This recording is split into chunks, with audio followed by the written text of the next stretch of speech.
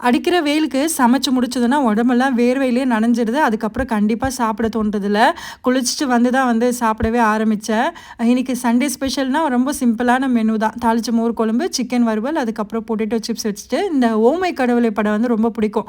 அது பார்த்துட்டே வந்து சாப்பிட்டுட்டு இருந்தேன். வெயிலா இருக்கிறதுனால வெளியவும் சுத்தி பார்க்க போக முடியல. அதனால ஈவினிங் போல சும்மா வெளிய ஒரு வாக்கிங் மாரி போயிட்டு டீ குடிக்கலான்னு சொல்லிட்டு, இது ராஜ்தானி டீன்னு சொல்லுவாங்க இந்த டீ. அவ்ளோ டேஸ்ட்டா இருக்கும் இந்த டீ.